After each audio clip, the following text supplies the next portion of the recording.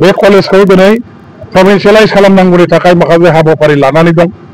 आसाम गभर्नमेन्टआव 10टा कलेजजों लोगोसे जमदुवार कलेजाबो दंफायो। किन्तु दासिमहालागै बेखौ एसअपिडिआव सोनानै बेनि बेनिफिटखौ होनो थाखाय आसाम गभर्नमेन्टआव जे मोनसे केबिनेटआव एप्रुभाल लानांगौ दंमोन बे दासिमबो जानाय जायाखै। बेखौ आङो आसाम गभर्नमेन्टनि जोंनिनो गाहाय माने चिफ मिनिस्टार बिथांजों रायलायनानै एडुकेशननि सासे इएम जाबाय जिहेतु बे जमदुवार कलेजनि प्रभिन्सियेलाइजनि आद्रा थानाय माखासे प्रसेसखौ थाबैनो मावफुंनो थाखाय आं आखायाव लागोन। आसामनि मुख्यमंत्री बिथांजों रायलायगोन। बेनि उनाव जोंहा जमदुवार कलेजखौ मोनसे कलेज प्रभिन्सियेलाइजेशन एक्टनि आन्दाराव लाबोनांगौनि थाखाय जों स्पेसियेल मोनसे कनसिडारेशनाव ट्राइबेल एरिया एडुकेशन डेभेलपमेन्टनि मोनसे बिथिंखौ नोजोर होनानै जाहाथे आसाम गभर्नमेन्टआ बेवहाय मोनसे स्पेसियेल एक्टनि गेजेरजों जमदुवार कलेजजों लोगोसे 10टा कलेज आरो जेसेबां कलेजफोर दं बे कलेजफोरखौ प्रभिन्सियेलाइज खालामनायनि जाहाथे बेबस्था लायो। बेनि थाखाय थाबैनो आं आसाम गभर्नमेन्टजों सावरायगोन। जमदुवार सेनियर सेकेन्डारि स्कुला थांनाय 2000 सननि 19 जानुवारि खालि बे सराइबिल ओनसोलनि नैबे हाग्रा जिङाव जोंनि बे ओनसोलनि माखासे शिक्षानि पक्षे जायफोर सांग्रां बै समनि समाजकर्मी दैदेनगिरि बिथांमोन दंमोन आरो बे ओनसोलनि आइ आफा रायजो राजाफोरनि सहयोगाव बेवहाय गायसनजानाय जादों। आरो 2020 सननिफ्राय आरम्भ खालामनानै दिनै 2025 जाबाय जिहेतु बै हिसाबै बे कलेजनि आयुआ 25 बोसोर दिनै कमप्लिट जाबाय। बेखायनो दिनै बिथांमोनहा नैबे जमदुवार कलेजनि कम्पाउन्डनि सिङावनो दिनै बिथांमोनहा बे सिलभार जुबली प्रग्रामखौ गाजा गोमजायै सानसेनि हाबाफारिजों खुंनो लादों। दा बेवहाय ओनसोलनि गासैबो बे कलेजखौ जायफ्रा गोदो गायसननाय हाबाफारियाव लोब्बा दंमोन ओनसोलनि साननो हनो गोरों समाजकर्मी दल संगठन खालामबोनाय गासैबो व्यक्तिफ्रा दिनै बेवहाय बाहागो लाफैदों। जोंनि मोनसे समनि इएम आथिखालनि गसाइगाव जिल्ला कमिटि बिपिएफनि आफादगिरि आदा सभाराम बसुमतारियाबो दङ। ओनसोलनि सासे समाजकर्मी गोख्रों बे ओनसोलखौ दैदेनबोनाय जोंहा आदा जगत दिपेन नार्जारी बिथाङाबो दं आरो लोगोसे दुलाराय बर' फरायसा आफादनि लेङाइ आफादगिरि खोरोमदाव औवारी फंबायाबो गावनि फरायसा आफादनि मावथि लोगोफोरखौ लानानै बेवहाय बाहागो लाफैदों। आंखौबो बेवहाय दिनैनि हाबाफारिनि सासे गाहाय आलासि हिसाबै बिथांमोना हांख्रायनाय लेखा आं बाहाय बाहागो लाफैदों आरो बेयाव बाहागो लाफैनायनि गेजेरजों आङो जमदुवार सेनियर सेकेन्डारि स्कुलनि जे गासैबो थासारि सोरगिदिं माखासे माने बिथिंखौ नोजोर होनानै थारैनो जोबोद मोजां मोनदों। आरो नैबे हाग्रा ओनसोलाव थानाय जोंनि बे गोग्लैसोनाय ओनसोलाव शिक्षानि मोनसे जौगाखांनायखौ लाबोनो थाखाय जे मोनसे बिप्लब हिसाबै बे समाव साननानै ओनसोलनि आइ आफा रायजो राजाफोरनि दैदेनगिरिफोरनि हेफाजाबाव बेवहाय जे बे कलेजखौ गायसननो आखायाव लादोंमोन बे थारैनो मोनसे गेबें आरो मोनसे माने गनायजाथाव थांखिमोन। बेजोंनो दिनै बेवहाय कलेज गायसननायनि उनाव जोंनि बे ओनसोलनि जोंनि गार्जेनफ्रा बिमा बिफाफ्रा गाव गावनि फिसा फिसौफोरखौ गथ'फोरखौ फरायसाफोरखौ बे कलेजाव फोरोंनायनि जे मोनसे खाबुखौ मोनदों। जेरै 25 बोसोराव बे जमदुवार सेनियर सेकेन्डारि स्कुल अर्थात जमदुवार कलेजा गोबां जोंनि माखासे मोजां मोजां फरायसाफोर बेनिफ्राय जोनोम होनानै बिथांमोनहा साफा साफा मोजां मोजां सुबुं हिसाबै दिनै सोरजिनो हादों। जमदुवार कलेजनि बे ओनसोलाव जे अबदान जे मोनसे रल बे थारैनो बाख्नाय जाथाव। खाथि खालायाव जोंहा गसाइगावनि बादै क'क्राझारनि बादै जिहेतु गुबुनारि कलेज गैया बे ओनसोलाव जोंनि बिसेसकरि बर' राभा सान्थाल नेपालि बेबायदि माखासे हारि माहारिनि मानसिफ्रा बांसिनै रायजो जादों।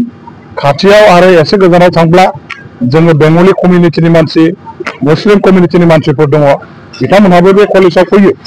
दा बेवहाय जायफोर दिनै फरायसाफोर दं खोब मोनसे सान्थि परिबेसाव फोरोंगिरिफोरनि बयनिबो गाहाम मोनसे अनसायनाय गाहाम मोनसे दिथायाव थानानै बिथांमोनहा फरायनाय लिरनायखौ खालामबाय थादों। बे कलेजनि गासैबो फोरोंगिरिफ्रा गोबां खस्थ'नि गेजेरजों गोबां जारला जन्थ्रणानि गेजेरजों बिथांमोनहा बेवहाय दिनैहाय जोंनि फरायसाफोरखौ फोरोंगासिनो दं कलेजखौ हमथागासिनो दं आरो फोरोंगिरि हिसाबै जेखिनि मावनांगौ दं फोरोंगिरिनि दायित्व कर्तब्य बिथांमोनहा मोजाङै पालन खालामदों। बे कलेजखौ दिनै प्रभिन्सियेलाइज खालामनांगौनि थाखाय माखासे हाबाफारि लानानै दं।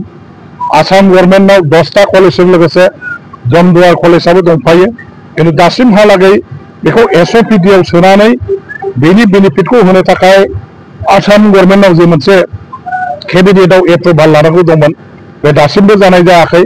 बेखौ आङो आसाम गभर्नमेन्टनि जोंनिनो गाहाय माने चिफ मिनिस्टार बिथांजों रायलायनानै एडुकेशननि सासे इएम जाबाय जिहेतु बे जमदुवार कलेजनि प्रभिन्सियेलाइजनि आद्रा थानाय माखासे प्रसेसखौ थाबैनो मावफुंनो थाखाय आं आखायाव लागोन। आसामनि मुख्यमन्त्री बिथांजों रायलायगोन। बेनि उनाव जोंहा जमदुवार कलेजखौ मोनसे कलेज प्रभिन्सियेलाइजेशन एक्टनि आन्दाराव लाबोनांगौनि थाखाय जों स्पेसियेल मोनसे कनसिडारेशनाव ट्राइबेल एरिया एडुकेशन डेभेलपमेन्टनि मोनसे बिथिंखौ नोजोर होनानै जाहाथे आसाम गभर्नमेन्टआ बेवहाय मोनसे स्पेसियेल एक्टनि गेजेरजों जमदुवार कलेजजों लोगोसे 10टा कलेज आरो जेसेबां कलेजफोर दं बे कलेजफोरखौ प्रभिन्सियेलाइज खालामनायनि जाहाथे बेबस्था लायो। बेनि थाखाय थाबैनो आं आसाम गभर्नमेन्टजों सावरायगोन। आङो दा जोंनि अफिसारफोरनिफ्राय ब्रिफिं लागासिनो दं। बबे कलेजनि अबस्था माबायदि, बबे high school ME school LP स्कुलनि अबस्था माबायदि, प्रभिन्सियेलाइज जानांगौनि जोंहा नाम्बार्स अफ स्कुल्सफ्रा बेसेबां दं, गासैबो बेयाव जोंहा टिचार एपइन्टमेन्ट होनांगौ दं। बेफोर गासैखौबो नोजोर होनानै आं दा अफिसारफोरजों सावरायगासिनो दं।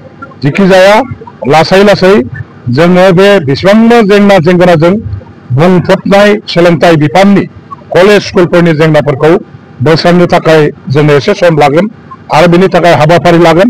आं मोनफ्रोमबो दल संगठन फोरोंगिरि फरायसा आफादफोर गासैखौबो खावलायगोन बिथांमोनहा जाहाथे सरकारखौ मदद होयो।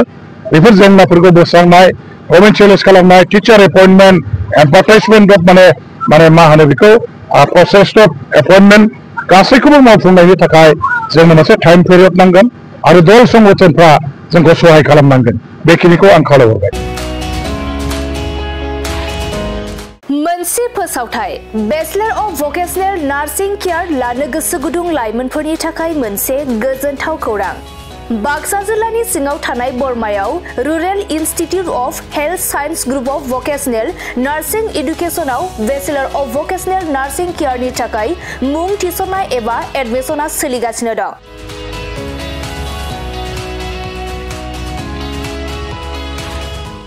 बे बेचलर अफ भकेशनेल नार्सिं केयाराव मुं थिसननो थाखाय फरायसाया जायखिजाया स्ट्रिमनिफ्राय एचएस आनजादखौ उथ्रिनाय जानांगोन। लोगोसे बे बेचलर अफ भकेशनेल नार्सिं केयारनि सार्टिफिकेटनि भेलुआ डिग्री लेभेलनि समान आरो बे डिग्रीखौ Scope Global Skill University Bhopal मध्य प्रदेशनिफ्राय होनाय जागोन। गुबैयै भकेशनेल नार्सिंनि सायाव बे बेचलर अफ भकेशनेल नार्सिं केयार कचिंखौ होनाय जायो आरो बे कचिंआ जोबखांनायनि उनाव नोंथाङा सरखारि साख्रि, कर्परेट साख्रि आरो प्राइभेट साख्रि मोननायनिबो सुबिदा दं। बेनि अनगायैबो बे कचिंआ जोबखांनायनि उनाव प्लेसमेन्ट साख्रिनिबो सुबिदाखौ नोंथाङा मोननो हागोन। बेनिखायनो जाय बिथांमोना बे बेचलर अफ भकेशनेल नार्सिं केयार कर्सखौ खालामनो गोसो थाबैनो नैबे 8723035865 जानबुं नम्बराव सुलाद लानानै गावनि मुंखौ थिसननो हागोन।